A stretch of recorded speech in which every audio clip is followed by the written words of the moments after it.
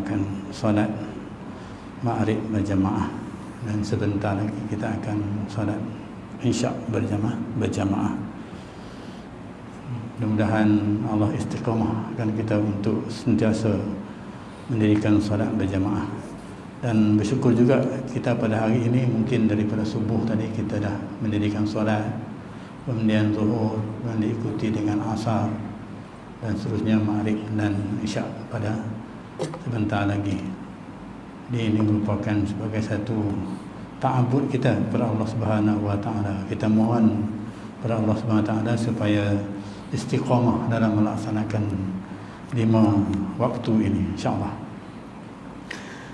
Baik, kita sambung sikit hadis yang pertama dalam kumpulan hadis 40 yang kita baca, iaitu hadis yang diriwayatkan oleh Amirul Mukminin Abi Hafsin Umar Al-Khattab radhiyallahu anhu, yang katanya sami'tu Rasulullah sallallahu alaihi wasallam, aku dengar Rasulullah sallallahu alaihi wasallam yaqul, bersabda, innamal a'malu binniyat, ya, sungguhnya setiap amal itu disertai dengan niat, wa innama likumri'in ma nawa, dan hanya bagi tiap-tiap seorang apa yang dia niatkan. Wa innama likumri'in ma nawa, apa yang dia niatkan. Kemudian hadis yang berkaitan dengan niat ini dikaitkan dengan hijrah. Faman kanat hijratuhu ila Allah wa rasulih, kata Nabi, fa hijratuhu ila Allah wa rasulih. Wa man kanat hijratuhu lid-dunya yusibuha aw imra'ata yankihuha fahijratuhu ila ma hajara ilaih. Rawahu Imam Al-Muhaddisin. Jadi dalam bahasa Malaysia, jadi siapa dikaitkan dengan hijrah, iaitu sebab Nabi nak berpindah, Nabi diperintahkan oleh Allah Subhanahu wa taala berpindah daripada Mekah ke Madinah. Jadi Nabi kata paman kana hijratuhu, yang didengar oleh Sayyidina Umar, dia man kana hijratuhu ila Allah, dia hijrah tu kerana Allah dan Rasulnya, fa hijratuhu ila Allah wa Rasul, maka dia akan dapat pahala ataupun bahagian, ya, yang mana dia tu niat dia kerana Allah dan Rasul. Wa man kana hijratuhu ila dunya, ada sebahagian daripada kalangannya yang berpindah itu kerana dunia, ya, bukan kerana perintah Allah Subhanahu wa taala Rasulnya, ya, ataupun kerana dia nak kahwin dengan seorang perempuan, ya. Kalau begitu keadaannya, fa hijratuhu ila ma hajara, maka dia akan dapatlah apa yang dia hajatkan itu, apa yang dia niat itu. Ya, kalau dia niat kerana dia nak kaya sebab pindah itu, maka dia dapatlah kekayaan itu. Kalau dia niat kerana dia nak kahwin, maka dia dapatlah, kan. Tapi yang utama kena sebut kat sini ialah kerana Allah Subhanahu wa taala, maka dia akan dapat.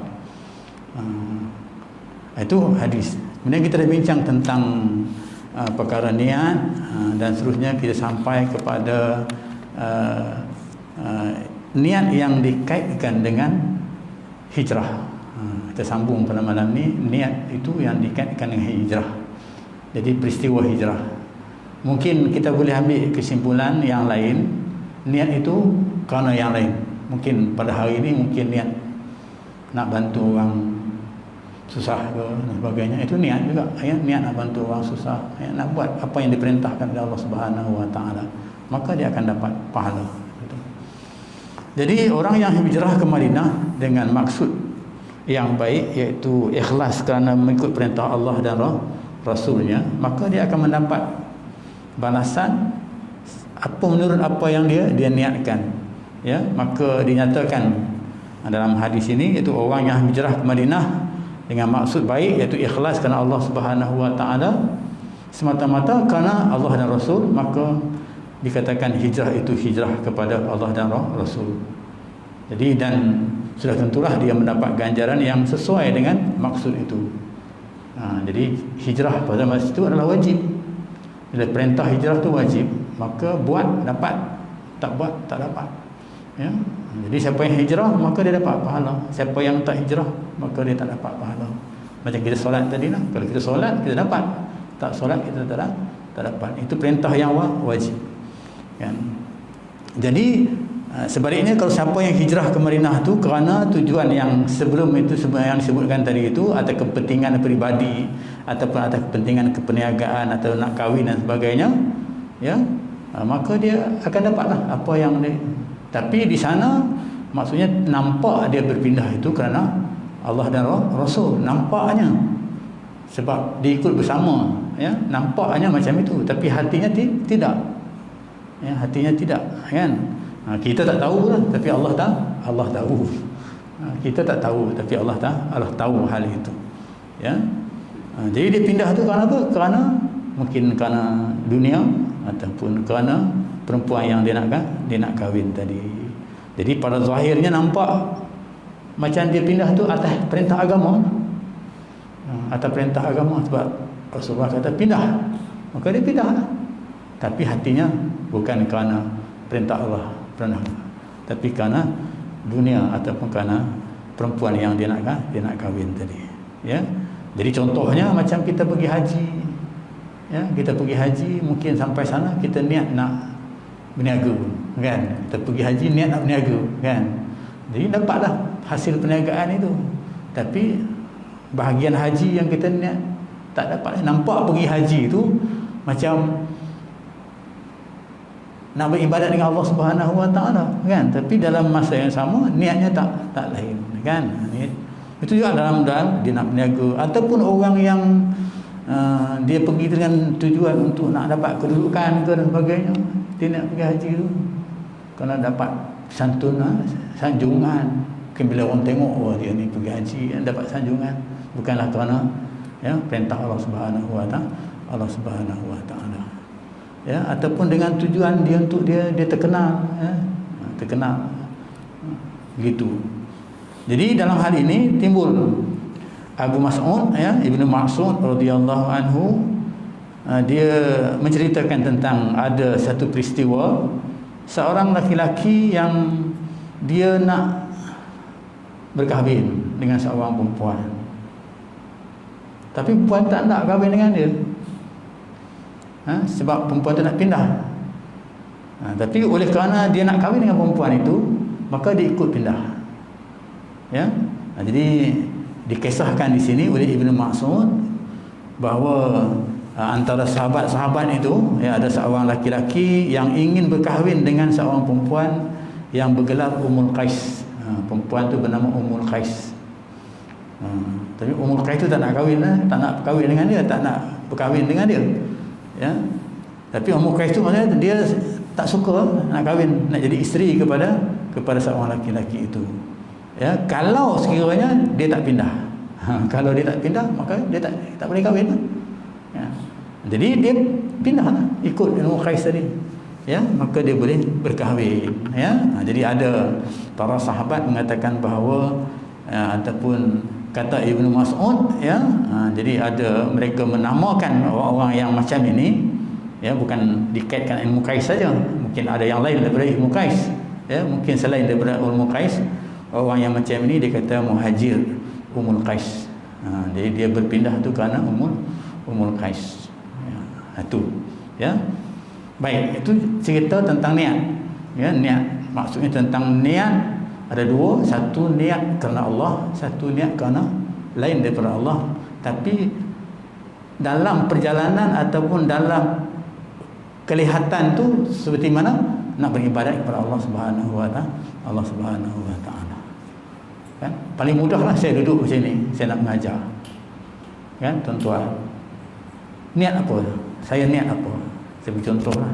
Kalau niat saya mengajar ni kerana nak memberi ilmu kerana Allah Subhanahu Wa Taala, ya, maka saya dapatlah bahagian itu. Tapi kalau niat kerana lain, mungkin kerana nak terkenal, ya, mungkin kerana nak mendapat harta dunia dan sebagainya, ya, maka tak dapatlah bahagian yang tadi itu. Dapatlah bahagian harta dunia, tapi hak yang dunia ni tak kekal. Hak yang kita niat kerana Allah itu kekal. Apa yang Allah tuntut itu kan kekal. Jadi kita dapatlah, ya, kita dapat. Ya, kita dapat bahagian dunia, kita dapat, ya, sebab dunia ni kita dapat dia tak lama, sekejap ya, dia tak kekal. Tapi yang hak yang dapat, yang Allah bagi itu, yang kerana Allah itu, maka itu akan kekal, dan itu akan menjamin keselamatan kita di hari akhirat. Jadi kita buat ibadat sekarang ni untuk apa? Adakah untuk orang lihat ke? Jadi tujuan kita tu apa dia? Kalau tujuan kita kerana Allah Subhanahu Wa Taala, maka niat tu kena betulkan dulu. Innamal a'malu binniyat, tu dikatakan. Kalau niat tu kena betulkan dulu. Ya. Maka tuan-tuan datang ke sini niat dengan tujuan apa? Untuk nak menuntut ilmu, nak dapat ilmu. Bila dapat ilmu, mudah-mudahan dengan ilmu yang dapat itu dapat membimbing kita ke arah untuk dekat dengan Allah Subhanahu Wa Taala. Insya-Allah kita akan dapat dekatkan dengan Allah Subhanahu Wa Taala.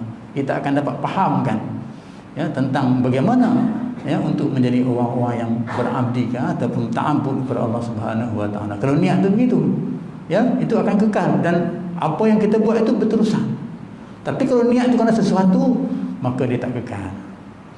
Satu ketika dia jemu. Akhirnya tak datang. Tak ada lagi lah. Ya, dia tak datang lagi dah, tak jemu. Sebab tu kadang-kadang kita tengok ada orang dia konstan, bagus kan. Berlambat ibadat lah. Ya. Satu ketika dia pancet. Dia kata pancet kan. Dia pancet. Dia rasa letih, dia rasa dia kata begitu. Sebab apa? Sebab niat dia itu tak kekal, tak mendapat yang kekal. Ya, niatnya tu dia hanya untuk nak dapat yang sementara, yang dunia ni. Sebab dunia ni maknanya sementara. Sebab tu Allah jadikan dunia manusia ni hidup ni sementara nak pergi ke yang asal, yang kekal, iaitu hari akhirat. Itu yang dunia ni. Jadi kalau kita niat dunia, kita dapatlah bahagian dunia. Tapi kalau kita niat dunia untuk akhirat, maka kita dapat dunia dan akhirat. Ada juga orang kata kalau kita niat untuk akhirat, maka dunia pun kita akan dapat. Sebab kita duduk dalam dunia, kan? Maknanya kita niat untuk akhirat. Tujuan kita untuk akhirat, maka kita akan dapat bahagian dunia. Okey, ya, itu selesai tentang masalah niat tadi, ya. Jadi marilah sama-sama kita betulkan niat kita. Ya. Sebab Allah sebut, saya ulang lagi sekali ayat, wa ma khalaqtul jinna wa insa illa liya'budun. Tidak aku jadikan jin dan manusia melainkan untuk ibadat kepada aku. Ya, bila ibadat kepada aku ni maksudnya untuk kita sentiasa beribadat. Jadi bila sentiasa ibadat, kita kena terjemahkan kehidupan kita ini sebagai beribadat. Jadi kalau terjemahkan kehidupan kita ini sebagai ibadat, maksudnya apa yang kita buat itu sentiasa mendapat keridhaan Allah Subhanahu Wa Taala, sentiasa dapat pahala daripada Allah Subhanahu Wa Taala. Jadi untuk nak sentiasa dapat pahala tu, maka niat itu kena kekal kepada Allah Subhanahu Wa Taala. Dan ada perbahasan niat ini, ada niat yang disebut tadi yang kita bincangkan itu niat yang dikatakan yang khusus. Macam ibadat-ibadat tentunya solat tadi itu niat yang khusus, puasa dan sebagainya. Tapi ada niat yang tak perlu kepada khusus macam itu. Hanya kita terdetik hati kita nak sedekah. Itu niat itu pun maksudnya dua cara niat, ya. Itu perbincangan tentang niat lah, kan. Okey. Jadi dalam bab niat ini maka kita faham ya bahawa setiap amalan kita untuk kita lakukan, maka kita kena niatkan kepada Allah Subhanahu Wa Taala. Kita pergi kepada pengertian hijrah. Sebab niat ni dikaitkan dengan hijrah sebagai contoh. Kan?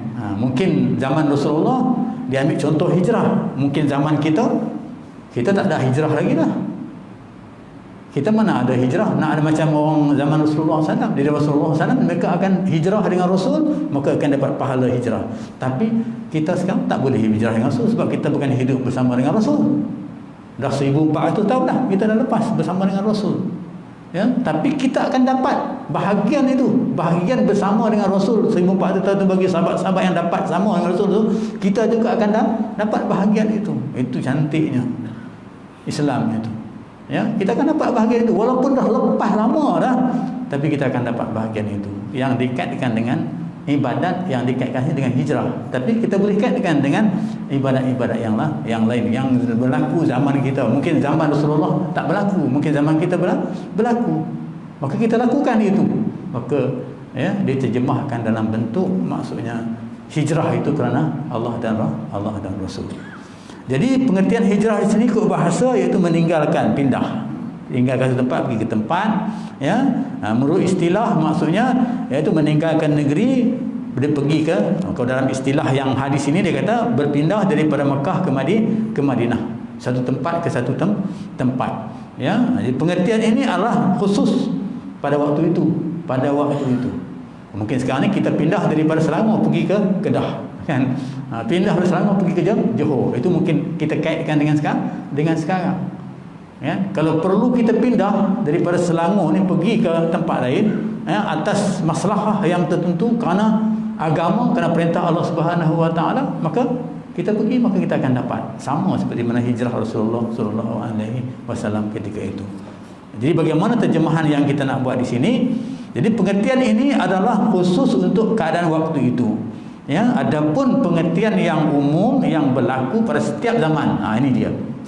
Ya, pengertian yang berlaku pada setiap zaman. Mungkin zaman kita, mungkin besok zaman anak-anak kita, mungkin zaman cucu kita. Yang setiap zaman tu dia kata apa?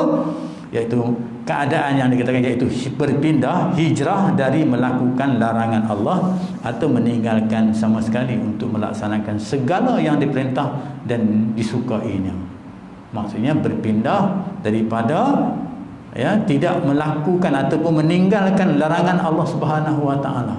Itu pindah yang kita nak terjemahkan dalam, ya, dalam kehidupan kita masa ini, ya, supaya kita dapat bahagian kita itu sama seperti mana berpindah para sahabat mengikut Nabi SAW daripada Mekah ke Madinah. Jadi berpindah melakukan, ya, ataupun hijrah, ya, dari melakukan larangan Allah, ya, tidak melakukan larangan Allah, ya, untuk meninggalkan sama sekali, tinggal sama sekali, ya, dan untuk melaksanakan segala yang Allah perintah, yang Allah suka. Jadi apa yang Allah perintah dan Allah suka, ataupun apa yang Nabi suka dan apa yang Nabi tak suka. Jadi Allah tak suka ada, kita tak boleh buat. Nabi tak suka, Allah suka, kita kena buat. Nabi suka, kita boleh ikut buat. Sebab apa yang dibuat Nabi itu disukai oleh Allah Subhanahu Wa Taala. Ya. Dan Nabi tak suka, maka sebetulnya ada di sini tiga perkara yang Nabi suka, ya, dan tiga perkara yang Nabi tak suka. Ini untuk panduan kita. Saya teringat. Ya. Satu, dia kata Nabi suka kepada orang yang bersedekah. Nabi suka kepada orang yang bersedekah. Ini kita kena tahu, Nabi suka kepada orang yang bersedekah, dan lagi dia suka kepada orang yang kita katakan yang kaya bersedekah. Itu nak ceritakan. Jadi dalam keadaan Nabi suka, semua orang Nabi suka, tapi Nabi lebih suka kepada siapa? Kepada orang yang kaya, yang bersedekah. Kan? Kemudian yang kedua, Nabi tak suka kepada orang yang sombong. Nabi suka kepada orang yang tak sombong. Orang yang tak sombong Nabi suka. Ya. Tapi Nabi tak suka kepada orang kaya yang sombong tadi. Ya, orang kaya yang sombong. Jadi berdasarkan panduan itu kita tahulah, kan? Ini untuk apa? Untuk kita terjemahkan supaya nak pindah daripada sombong kepada tak sombong. Daripada kita katakan orang yang bakhil kepada orang yang bersedekah, yang tidak bakhil. Dan Nabi suka kepada orang yang beribadat. Tapi Nabi lebih suka kepada orang muda yang beribadat. Jadi Nabi suka kepada orang yang beribadat. Jadi siapa yang beribadat, wa ma khalaqtul jinna wal insa, ya, siapa yang beribadat Nabi suka. Tapi Nabi lebih suka kepada orang muda yang beribadat. Jadi kalau kita sambung dengan ini lagi, ada lagi satu yang kita boleh ambil, iaitu i'tanim khamsan qabla khamsin. Itu maksudnya diikuti dengan hadis itu. Nabi benci, contohnya, ya, Nabi benci kepada orang yang kita katakan orang yang sombong, orang yang sombong. Tapi Nabi tidak, Nabi lebih benci lagi kepada orang miskin yang sombong, ya, orang miskin yang sombong, ya. Itu antara, ya, yang Nabi benci, kan. Jadi itu contohnya, contoh yang suka, contoh yang Nabi benci. Jadi contoh-contoh ini maksudnya kalau kita ada yang bahagian yang dibenci, maka kita kena tolak. Kalau ada bahagian yang disuka, maka itu kita kena ambil. Kita kena ambil. Itu maknanya hijrah. Kadang-kadang ada benda yang kita suka, kan? Dan suka itu kadang-kadang dia tak mendatangkan manfaat kepada kita. Ya, tapi kita kena berhijrah, kena pindah, kan? Okey, ya, itu sikit ya berkaitan contoh yang ya. Jadi dalam hal ini penekanan yang dimaksudkan hijrah di sini, yang dikaitkan hijrah ini, yang dikaitkan zaman itu dan zaman sekarang ini, maksudnya zaman sekarang ini masa itu pindah kerana Allah dan Rasul daripada Mekah ke Madinah, tempat dia daripada Mekah ke Madinah. Sekarang ni berpindah daripada benda yang tak suka, benda yang Allah tak suka kepada benda yang Allah suka, ataupun kepada benda yang Allah perintah kepada ya, ataupun kepada benda yang Allah, orang kata bila Allah larang benda tu kita buat, maka kita pindah, jangan buat benda yang macam itu. Contoh yang sebutkan ya. Jadi inilah pengertian hijrah dan hakikat yang meliputi segala macam hijrah yang dituntut oleh Islam, oleh tiap-tiap seorang Islam itu. Jadi inilah dia kata hijrah. Maknanya hijrah, ataupun lebih mudah kita faham, berhijrah daripada perkara tak baik kepada yang baik. Ya, mungkin kita berdoa yang semua supaya mudah-mudahan ya kebaikan hari ini, esok hari ini ya Allah beri kebaikan kepada kita, dan kita harap bahawa esok lebih baik daripada hari ini. Itu maksudnya ya. Esok tu lebih baik daripada hari ini. Apa saja amalan kita lah. Ya, kalau contohnya kita katakan dalam semayang fardu 5 waktu, kita dah okey dah 5 waktu. Kita nak lebih baik daripada itu lagi, ikuti dengan solat sunat rawatib tiap-tiap semayang waktu. Nak lebih cantik lagi, baik lagi, apa dia? Semayang yang lain lah, semayang sunat. Kita katakan mungkin sunat rawatib tu ada yang zuhur, kita katakan buat 2 rakaat. Ya, ada ulama mengatakan buat 4 rakaat sebelum zuhur dan selepas zuhur buat 4 rakaat. Tambah lagi, lebih baikkan lagi. Tak setakat dengan solat itu, kita mungkin tambah lebih baik lagi dengan solat tahajud, solat malam. Ya, solat malam. Walaupun ada hadis mengatakan bahawa kalau kita solat maghrib, solat isyak berjemaah, ya, seolah-olah kita solat, kita beribadat sepanjang separuh malam. Dan kalau kita solat subuh berjemaah, seolah-olah kita beribadat sepanjang malam. Kita katakan begitu, kan? Jadi beruntunglah bagi mereka yang solat isyak berjemaah dan solat subuh berjemaah, seolah-olah pahala yang didapat itu beribadat sepanjang malam. Kan? Itu maknanya lebih baiklah maksudnya. Jadi lebih baik bagi orang yang tapi bagi orang yang kita katakan dia semayang, dia nak lebih baik lagi semayang berjamaah isyak pun dia buat, semayang berjamaah subuh pun dia buat, kemudian mendirikan malam pun dia buat, dia bangun semayang tahajud, dia semayang dia buat juga. Mana lebih baik lagi daripada itu. Jadi itu yang maksudnya perpindahan daripada yang baik kepada yang lebih baik, kepada yang tak baik kepada yang baik. Itu perpindahan yang dimaksudkan di sini dalam hadis ini. Jadi marilah sama-sama kita. Jadi dalam hal ini mungkin kita boleh buat checklist lah, semak diri kita, amalan kita untuk nak berpindah itu. Kita boleh buat checklist lah. Ya, mungkin hari ini kita baca Quran mungkin 1 muka.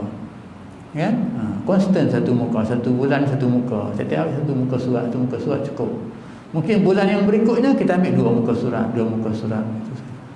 Mungkin sampai 1 juzuk. 1 bulan 1 hari 1 juzuk. Oh, hebatlah. Itu peningkatan.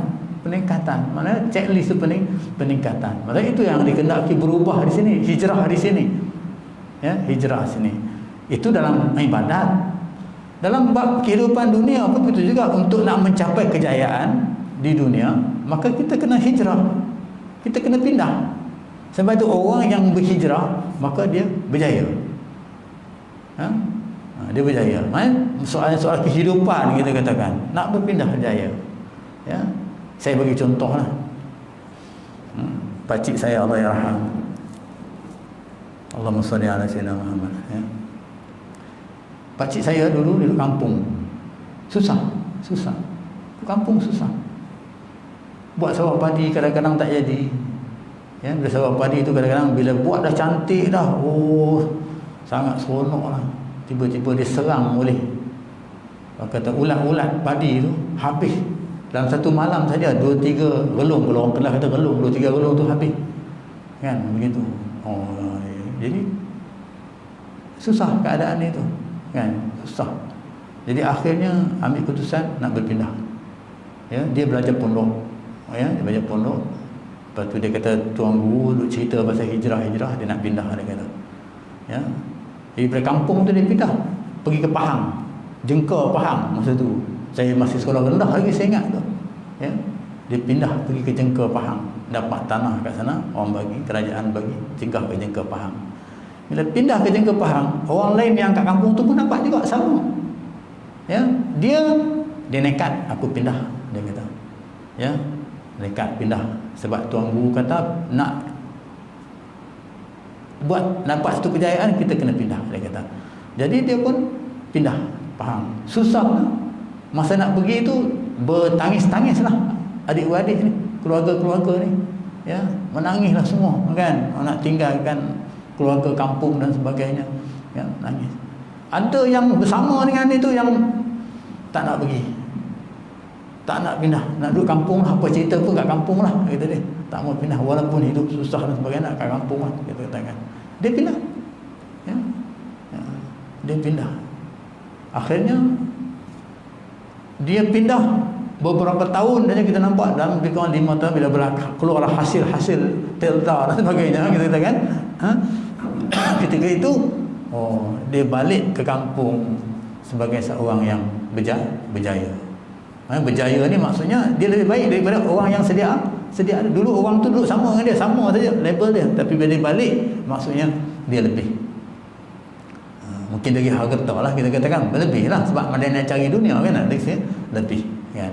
Tapi dia pegang niat tu, maksudnya pindah tu untuk nak dapat kejayaan. Itu dunia lah kan, nak dapat kejayaan.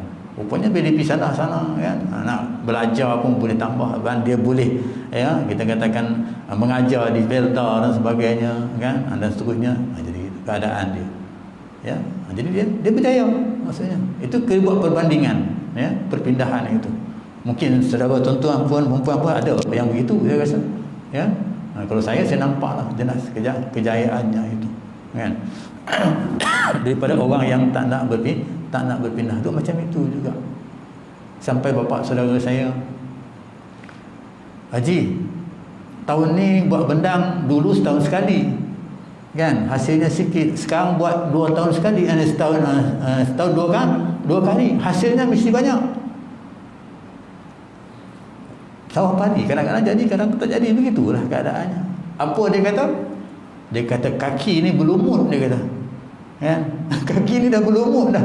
2 kali buat kan, setahun 2 kali, kaki ni dah berlumut. Tapi tak kaya-kaya juga, dia kata. Kan? Itu keadaan.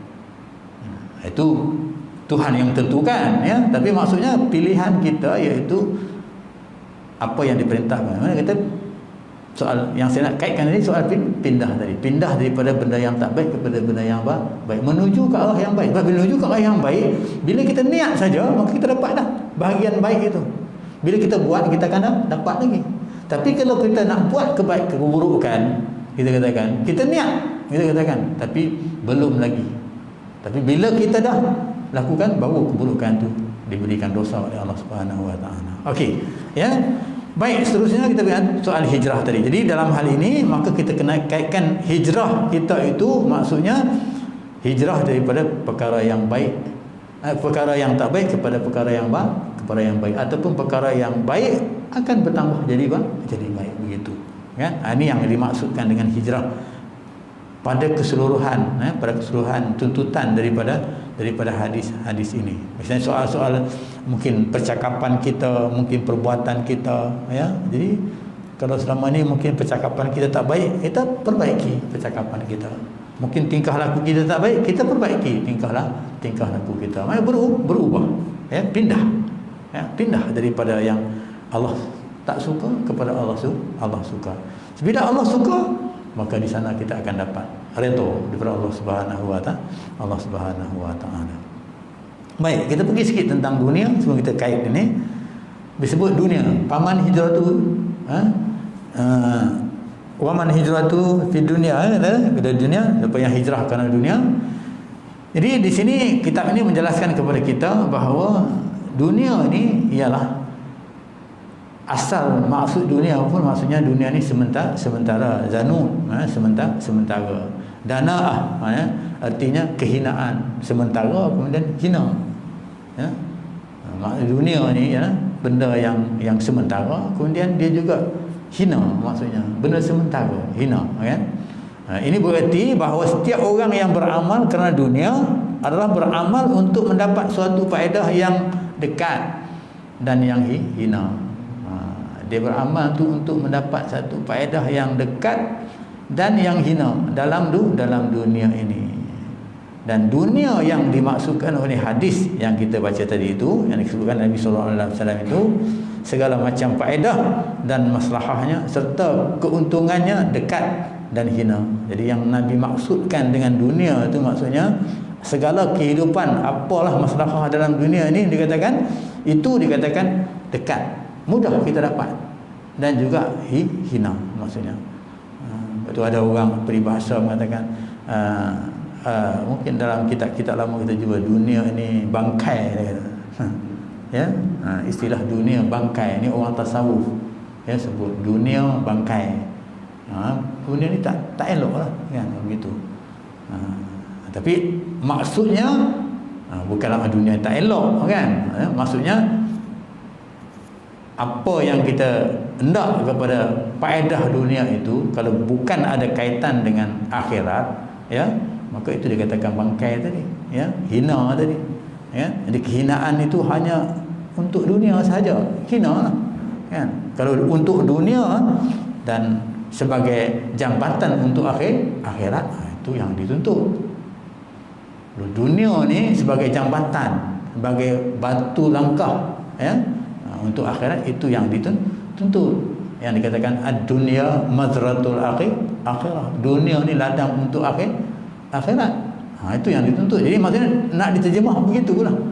Nak terjemahkan kepada dunia ni untuk ladang akhirat. Sebab kita hidup di dunia, maka kita buat ni, kita kaitkan dengan akhirat. Kita akan dapat keuntungan akhirat. Jadi keuntungan dunia pun kita dapat, keuntungan akhirat pun kita dapat. Jadi nak apa keuntungan ini? Tentulah orang tu dia berilmu, ya, baru dia dapat keuntungan. Orang berniaga tanpa ilmu perniagaan, mana boleh dia dapat untung, ya? Apa sajalah kita katakan, ya, dia kena ada ilmu. Betul, ada hadis menjelaskan man arada dunya fa alaihi bil ilm. Siapa nak dunia, dia kena ada ilmu yang berkaitan dengan dunia, ya, dia dapatlah dunia. Tapi siapa nak akhirat, maka man aradal akhirah fa alaihi bil ilm, dia kena ada juga ilmu. Jadi ilmu dunia dia dapat, ilmu akhirat pun dia kena dapat juga. Sebab digabung jalinkan antara ilmu dunia dengan ilmu akhirat. Wa man aradahuma, siapa yang nak dua-dua, dunia pun dia nak, akhirat pun dia nak, ini gabung jalin antara dunia dan akhirat. Jadi fa alaihi bil ilm, maka dia kena ada ilmu. Maknanya ilmu dunia ada, ilmu akhirat ada. Bila ada ilmu dunia, kita dapat bahagian dunia. Itu yang kita tahu, Rabbana atina fid dunya hasanah. Kita nak dunia itu kebaikan berdasarkan ilmu yang ada kepada kita. Jangan ilmu yang ada kepada kita itu menyebabkan dunia itu musnah bagi kita. Itu Rabbana atina fid dunya hasanah wa fil akhirati hasanah. Dan kita tak, ya, wa qina azab. Itu doa yang kita minta akhir. Okey. Itu, ya, yang dikaitkan dengan ilmu tadi. Untuk nak mendapat, kita katakan, nak terjemahkan perpindahan itu, ya, daripada baik kepada lebih baik, kepada tak baik, kepada yang baik, maka dia kena ada ilmu, ya, kena tahu yang ini baik, yang ini tak baik, kan? Kita kena ada ilmu itu. Jadi maka sebab itu ilmu tu dituntut oleh Allah Subhanahu wa taala supaya kita mendapatkannya. Sebab ilmu tu menjadi pembimbing kepada kita. Sebab tu Islam itu keutamaannya ilmu dulu. Dalam bab Islam itu dikaitkan ada, ya, dia kata iman tu keutamaan dia. Kemudian yang kedua ilmu, yang ketiga amal, yang keempat dikatakan khuluq, akhlak ataupun tasawuf ya.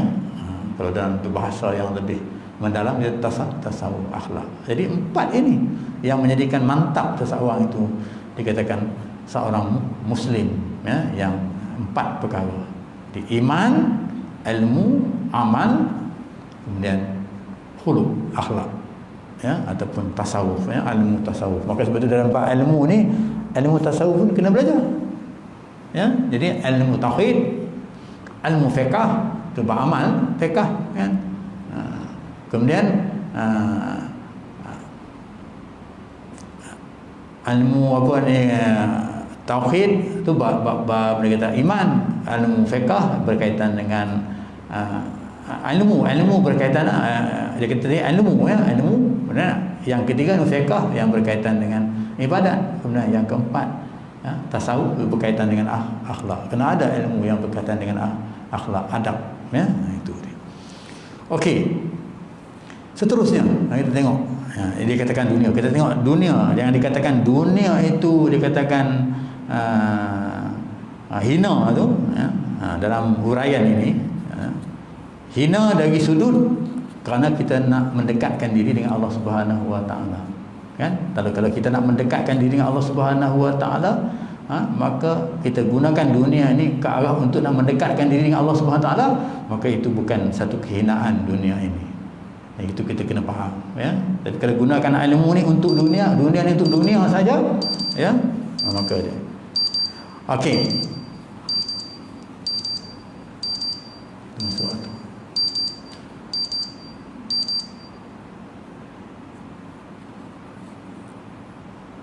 seterusnya dia katakan ni, saya sambung sikit lagi sebelum kita ni nampaknya kita kena azan dulu ya, azan dulu.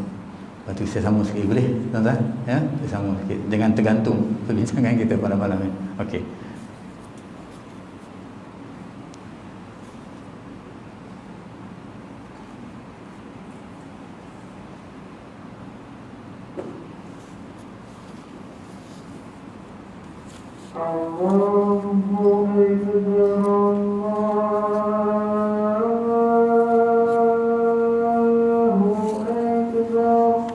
Allahu Akbar.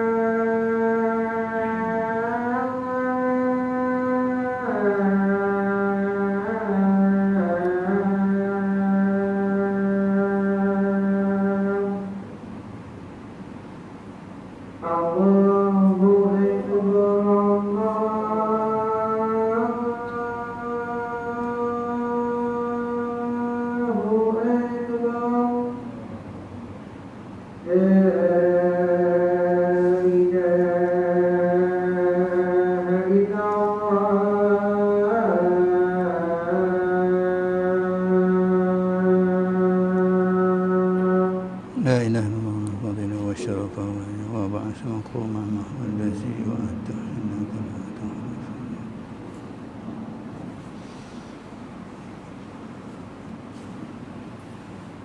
Baik, kita sambung sikit lagi ya, berkaitan dengan dunia ya. Jadi ayat Quran yang menjelaskan kepada kita, zuyyina lin-nasi hubbush syahawat, hiasan, hiaskan kepada manusia ya, hiaskan kepada manusia kesukaan pada syahwat, iaitu orang-orang perempuan. Jadi dikatakan dunia ya. Di sana ada syahwat, dan syahwat itu yang utama sekali ialah perempuan ya. Kalau perempuan itu laki-laki ya. Itu syahwat ya. Tapi dalam tuntutan syahwat di sini maksudnya, kalau tidak kerana Allah Subhanahu Wa Taala, maka dia tak dapatlah bahagian ya, bahagian perkahwinan tadi ya. Bahagian perkahwinan dia tak dapatlah ya. Maka sebab itu dikaitkan hijrah tadi, Sa'wah Ummul Qais tadi dikatakan ya, kerana apa? Kerana syahwatnya itu, mana kata hiasan bagi diri dia itu maksudnya kepada perempuan tadi ya. Tapi dia berkahwin dengan perempuan itu ya, nampaknya macam kita katakan ikut perintah Allah, tapi di sana dia menyembunyikan niatnya itu. Dia menyembunyikan niat kerana Allah itu, dia menyembunyikan niat itu maksudnya menyembunyikan niat hijrah itu ya kerana Allah, tapi sebenarnya dia niat hijrah itu kerana berkahwin. Jadi kalau niat yang macam itu dicela. Dicela keadaan niat yang macam itu. Ya, itu dikatakan syahwat tadi. Tapi maksudnya hiasan ya, syahwat ini kalau diikut syariat yang betul yang dikehendaki, perkahwinannya okey, sah dan sebagainya kan. Tapi bahagian dunia dia akan dapat kan. Bahagian kalau sekiranya diikut syariat yang betul, maka pelaksanaan dia kita katakan jadi suami yang baik dan isteri yang baik dan sebagainya, itu dia akan dapat bahagian-bahagian syariat itu kan. Tapi niat dia tadi itu maksudnya tak diterima, maksudnya dicela keadaannya itu ya. Perkahwinan itu kita katakan berjalan seperti yang dikehendaki ikut syariat ya. Tapi niatnya itu dicela. Misalnya perkahwinan dia seorang suami yang baik dan sebagainya, ikut kata ibadat-ibadat sebagai perkahwinan yang betul, tapi kalau niat dari itu maka dicela, maka dia berdosa atas perkara yang berlaku itu kan. Jadi sebentar setakat itu, insya-Allah tak habis juga hadis kita ini ya. 2 kali kita baca, nak kena ulang kali yang ketiga berkaitan dengan amal pula ya, berkaitan dengan amal kita. Jadi pertama tadi berkaitan dengan niat ya. Kemudian bila berkaitan dengan niat, benar pergi kepada niat itu dikaitkan dengan pelaksanaan hijrah ya, dengan amalan kita. Jadi sekarang ni amalan tu pula kita tengok, amalan yang kita, perkara amal yang boleh berkaitan, maksudnya amalan yang berdasarkan kepada niat tadi. Jadi bila sebut amalan tadi itu, ada di sana ada amalan yang ikhlas ataupun amalan yang tidak ikhlas. Dan di sana pun diperbincangkan juga tentang hal ini. Bagaimana kita nak ubahkan daripada tak ikhlas kepada ikhlas. Jadi mana kita kena ubah, kena pindah, kena hijrah ya. Kalau kita tak ikhlas pun tak dapat apa-apa lah. Tapi kalau kita ikhlas, maka pasti kita akan dapat. Sebab keikhlasan itu yang diterima oleh Allah Subhanahu Wa Taala. Okey, sebentar setakat itu, mudah-mudahan apa yang kita bincang pada malam ini sedikit banyak dapat memberi manfaat kepada kita ya. Yang baik itu daripada Allah Subhanahu Wa Taala, yang lemah ada kelemahan daripada diri saya. Aku liqali hadza wa astaghfirullahalazim billahi taufiq wa hidayah. Assalamualaikum warahmatullahi wabarakatuh. Bismillahirrahmanirrahim. Alhamdulillahirabbil alamin wassalatu wassalamu ala asyrafil anbiya'i wal mursalin wa ala alihi washabbihi ajma'in.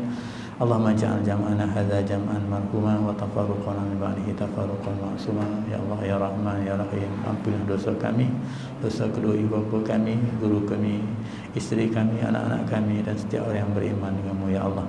Rabbana atina fid dunya hasanah wa fil akhirati hasanah wa qina adzabannar. Walhamdulillahirabbil alamin. Qabbalallahu